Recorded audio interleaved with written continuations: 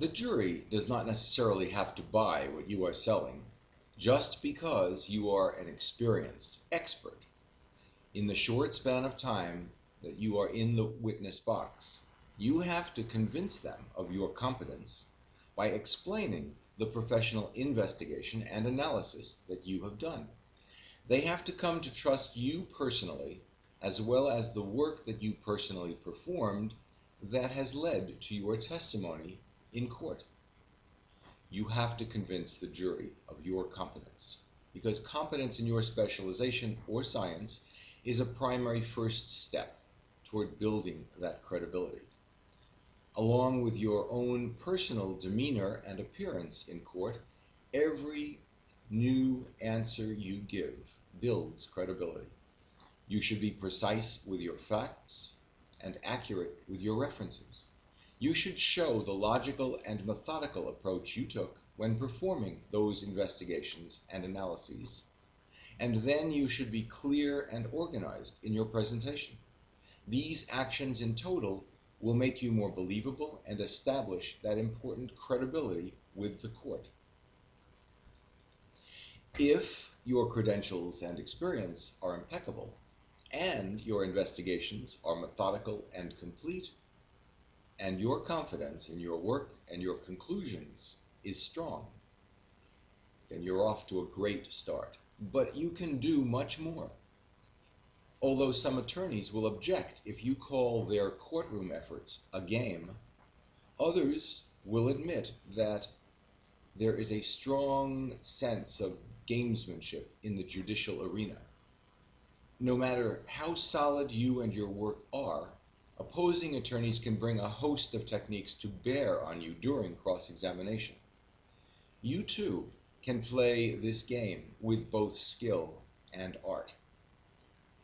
The fundamental point to remember in your responses is your conviction in your opinions.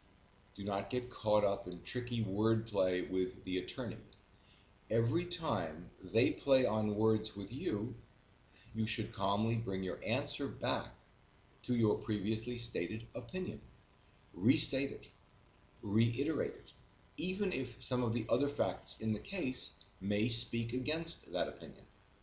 Whenever possible, you should make it known that you considered those other facts, but they were not enough to change your mind or lead you to an alternate conclusion or opinion. Now, through all that, you have to stay within the limits of your expertise. You should not offer expert testimony in other, perhaps related areas outside of your core expertise. Here's an example. Mr. Expert, you testify that during your computer forensics analysis, the defendant's computer was found to have installed on it the spyware program called AIFooler.exe. Isn't that correct? Your answer? Yes. Question.